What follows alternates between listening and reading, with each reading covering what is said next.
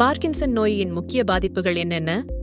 Parkinson நோய் மற்றும் நடுக்குவாத நோய் உள்ளவர்களுக்கான குறிப்பிட்ட பெரிய தொந்தரவுகள் என்ன என்றால், அவர்களுடைய கை கால் அசைவுகளை அவர்களுடைய மூளையினால் அதனை கட்டுப்படுத்துவதற்கான வாய்ப்புகள் குறைவாக உள்ளது. பொது இடங்களில் அவர்கள் போகும்போது அவர்கள் அங்கு ஒரு காட்சி பொருளாக பார்க்கப்படுகின்றனர். அதனால் பார்கின்சன் நோய் உள்ளவர்கள் அல்லது நடுக்குவாத நோய் உள்ளவர்கள் பொது இடங்களில் போவதை அவர்களாகவே தவிர்த்துக் கொள்வார்கள். இதன் மூலம் சமூகத்தில் இருந்து அவர்கள் தங்களை தனிமைப்படுத்திக் கொள்வார்கள். அது தவிர அவர்களுடைய சொந்த செயல்கள், அவர்களுடைய பல் துலக்குவது, உணவு அருந்துவது, தட்டையை போட்டுக்கொள்வது ஆகிய செயல்களில் கூட அவர்களால் தன்னிச்சையாக செயல்பட முடியாது. இதன் மூலம் அவர்கள் ஒரு விதமான மன அழுத்தத்திற்கும் பொது இடங்களிலோ இல்லது மக்கள் கூடியுள்ள இடங்களிலோ இல்ல அவர்களுடைய குடும்ப உறுப்பினர்கள் உள்ள இடங்களிலிருந்துமே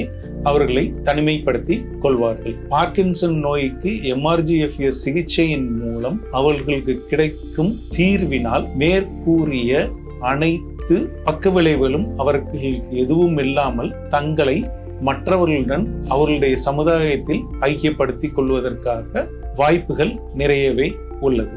இந்நோய்க்கு தீர்வு என்பது 90% இந்த MRGFS சிகிச்சை முறையின் மூலம் அவர்களுக்கு கிடைப்பதனால் சமுதாயத்திலும் அவர்களுடைய சொந்த வாழ்விலும் அவர்கள் பல முன்னேற்றங்களை இந்த நோயில் இருந்து விடுபட்டு கொண்டுள்ளார்கள்.